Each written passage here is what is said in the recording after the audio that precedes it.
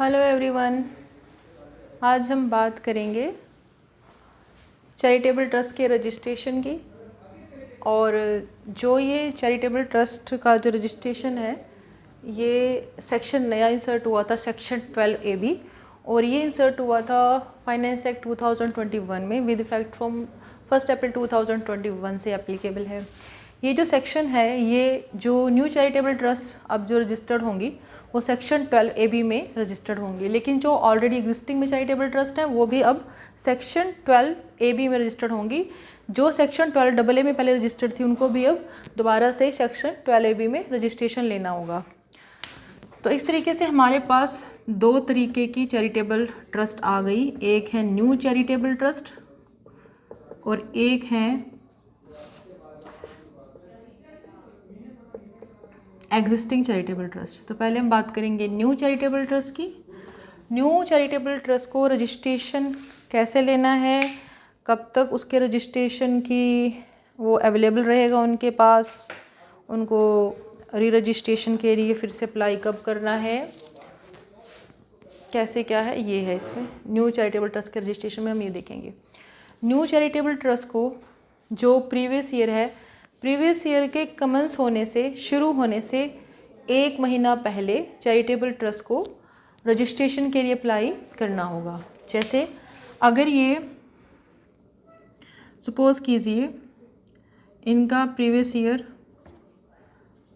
22-23 है, राइट, तो ये अगर 1 अप्रैल 2022 से स्टार्ट हुआ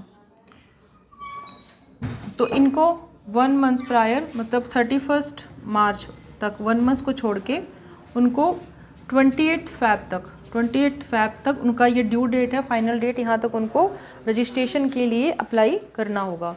तो एक चैरिटेबल ट्रस्ट को प्रीवियस ईयर के कमेंस होने से 1 महीना पहले रजिस्ट्रेशन के लिए अप्लाई करना होता है। अब सपोज़ कीजिए अब हम बात कर रहे हैं कमेंसमेंट ऑफ प्रीवियस ईयर, लेकिन एक चैरिटेबल ट्रस्ट जिसकी एक्टिविटी 1 अप्रैल से स्टार्ट ना होके mid of the previous year, suppose 1 सितंबर 2022 से स्टार्ट हो रही हैं, राइट। अगर 1 सितंबर 2022 से उसकी एक्टिविटी स्टार्ट हो रही है किसी चैरिटेबल ट्रस्ट की, तो उसके लिए कमेंसमेंट ऑफ प्रीवियस ईयर कब से माना जाएगा? उसका कमेंसमेंट ऑफ प्रीवियस ईयर 1 सितंबर 2022 से माना जाएगा, ना कि 1 अप्रैल 2022 से। वैसे तो प्रीवियस ईयर 1 अप्रैल 2022 से स्टार्ट हुआ, बट अगर चैरिटेबल ट्रस्ट अपनी एक्टिविटी 1 अप्रैल से स्टार्ट ना करके mid of the previous year है किसी और मंथ में स्टार्ट कर रही हैं, तो उसके लिए तो कमेंसमेंट ऑफ प्रीवियस ईयर वहीं से माना जाएगा, राइट। तो इसमें ये इनके लिए जब से उन्होंने एक्टिविटी शुरू की तो उनके लिए कमेंसमेंट ऑफ प्रीवियस ईयर कब से हुआ? 1 सितंबर 2022। तो इसमें इनको 31 जुलाई की लास्ट डेट है, 31 जुलाई 2022 तक इनको 1 मंथ प्रायर इनको रजिस्ट्रेशन के लिए अप्लाई करना होगा, राइट। अगर लिटरली अगर जो लॉ की लैंग्वेज है वो है कि इनको रजिस्ट्रेशन लेना है prior to commencement of 1 month prior to commencement of previous year, मतलब प्रीवियस ईयर शुरू होने के 1 मंथ पहले, ये इसका लिटरल मीनिंग है। तो मतलब इसके हिसाब से तो 1 अप्रैल से स्टार्ट है तो उसके 1 महीना पहले, लेकिन जो एक्टिविटी 1 अप्रैल से स्टार्ट नहीं कर रही हैं वो जब से एक्टिविटी शुरू करेंगे वहीं से उनका कमेंसमेंट ऑफ प्रीवियस ईयर माना जाएगा। तो इनको 1 महीना पहले रजिस्ट्रेशन के लिए अप्लाई करना होगा। तो जिस मंथ में इनके लिए, जैसे ड्यू डेट यहाँ पे इनके लिए 28 फैब है और इनके लिए 31 जुलाई 2022, तो यहाँ तक इनके इस डेट तक, ये लास्ट डेट है, यहाँ तक इनको रजिस्ट्रेशन के लिए अप्लाई करना होगा। जब ये रजिस्ट्रेशन के लिए अप्लाई जिस मंथ में करेंगे उस मंथ के एंड से, राइट, उस मंथ के एंड से अगले 1 महीने में जो कमिश्नर होंगे वो रजिस्ट्रेशन आपको ग्रांटेड हो जाएगा और उस रजिस्ट्रेशन को बोला जाएगा प्रोविजनल रजिस्ट्रेशन। प्रोविजनल रजिस्ट्रेशन मिलेगा आपको। आपकी इनकी कोई इंक्वायरी नहीं होगी। जो न्यू चैरिटेबल ट्रस्ट है, विदाउट एन इंक्वायरी इनको रजिस्ट्रेशन मिल जाएगा। कोई इंक्वायरी नहीं, कोई डॉक्यूमेंट्स कुछ आपके चेक नहीं होंगे, डायरेक्ट विद इन 1 मंथ में रजिस्ट्रेशन मिल जाएगा। अब इस प्रोविजनल रजिस्ट्रेशन के बिहाफ पे एक चैरिटेबल ट्रस्ट अगले 3 असेसमेंट ईयर की जो रिटर्न है वो फाइल कर सकती है। अगले 3 असेसमेंट ईयर की रिटर्न फाइल कर सकती है प्रोविजनल बेसिस पे। अब ये 3 साल के लिए विदाउट एनी इंक्वायरी कोई डॉक्यूमेंट चेक नहीं हुआ, उनको रजिस्ट्रेशन मिल गया। अब प्रोविजनल रजिस्ट्रेशन के बाद एक न्यू चैरिटेबल ट्रस्ट को फाइनल रजिस्ट्रेशन के लिए अप्लाई करना होगा। एक चैरिटेबल ट्रस्ट जब फाइनल रजिस्ट्रेशन के लिए अप्लाई करेगी तो उसके जो डॉक्यूमेंट्स हैं वो सब चेक होंगे। ये आपको 3 असेसमेंट ईयर की प्रोविजनल रजिस्ट्रेशन मिल गया। उसके बाद एक चैरिटेबल ट्रस्ट को जब फाइनल रजिस्ट्रेशन के लिए अप्लाई करेगी तो फाइनल रजिस्ट्रेशन के टाइम एक चैरिटेबल ट्रस्ट को पहले उसको प्रोविजनल रजिस्ट्रेशन ले लिया उसने, 3 असेसमेंट ईयर के लिए उसको रजिस्ट्रेशन मिल गया, 3 असेसमेंट ईयर की वो रिटर्न फाइल कर सकते हैं। प्रोविजनल रजिस्ट्रेशन के बाद अब जो कमिश्नर होंगे वो प्रॉपर इंक्वायरी करेंगे, तो फिर से चैरिटेबल ट्रस्ट को रजिस्ट्रेशन के लिए अप्लाई करना होगा with everything, with documents, address proof, हर चीज़ के साथ उनको दोबारा से रजिस्ट्रेशन के लिए फ़ाइल करना होगा। इसको बोलेंगे फाइनल रजिस्ट्रेशन।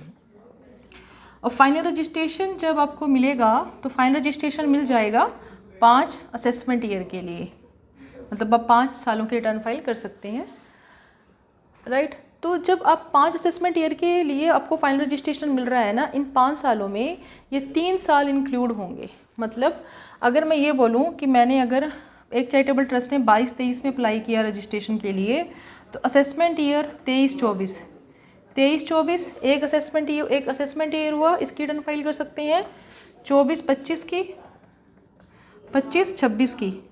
तो ये तो प्रोविजनल बेसिस पे भी फाइल हो गई।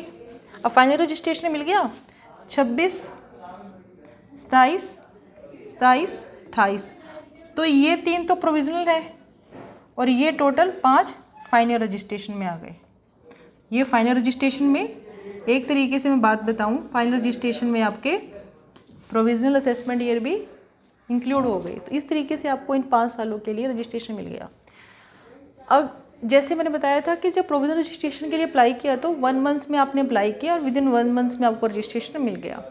लेकिन जब आप फाइनल रजिस्ट्रेशन के लिए अप्लाई करेंगे तो फाइनल रजिस्ट्रेशन के लिए अप्लाई करने के लिए आप 6 महीना पहले अप्लाई करेंगे। 6 महीना पहले कब?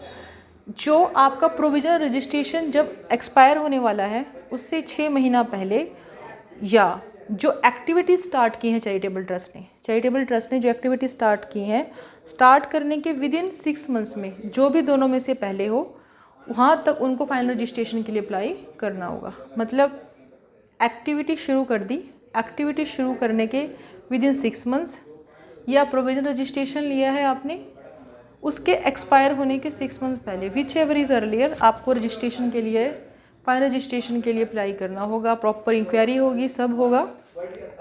उसके बाद जो कमिश्नर है वो आपको फाइनल रजिस्ट्रेशन के लिए आपको फाइनल रजिस्ट्रेशन मिल जाएगा।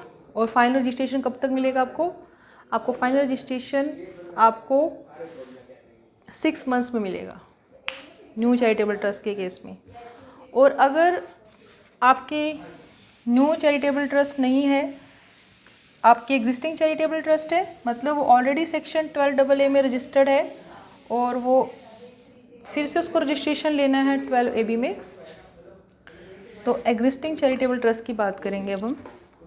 ये ऑलरेडी रजिस्टर्ड है तो इनके लिए गवर्नमेंट ने जो ये सेक्शन है